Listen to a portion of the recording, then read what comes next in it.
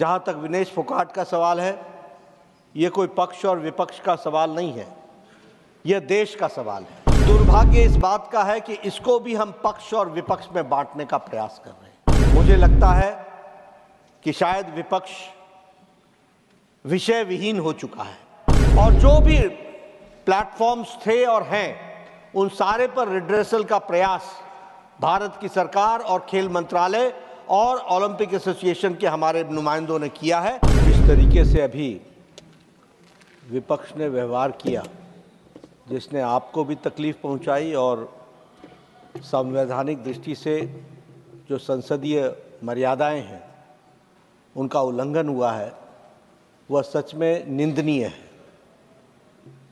It is condemnable.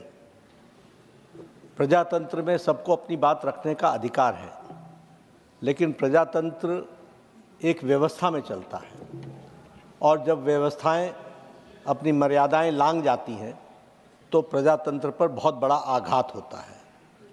मैंने कल भी कहा था और मैं आज भी कहता हूं कि leading opposition party Indian national Congress और जिनकी एक संख्या के रूप में टीएमसी भी यहाँ पर विराजमान है विपक्ष के रूप में, जिस तरीके से उनका व्यवहार चेयर के प्रति रहा है वह कंडेमनेबल है।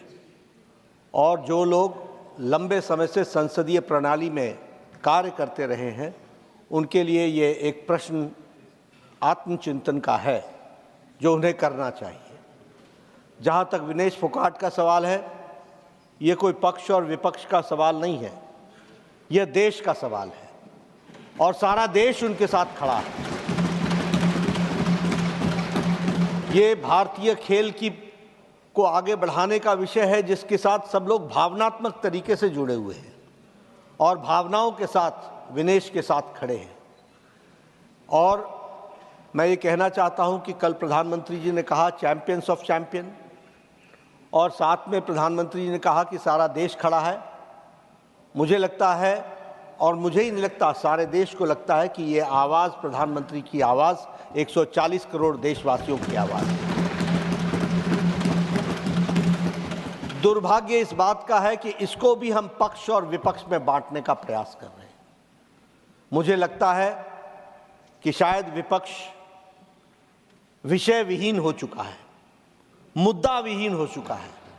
The opposition does not have any solid issue which they want to discuss, for which the ruling party is ready for discussion on all forums and on the forum of Rajya Sabha.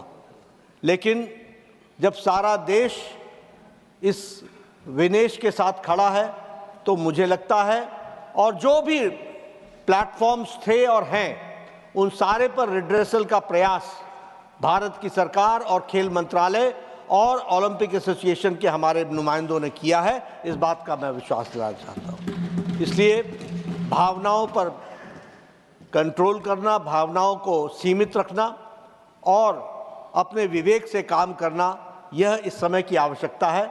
मुझे लगता है, मैं आशा करता हूं कि विपक्ष अपनी भूमिका को इस दृष्टि से देखेगा।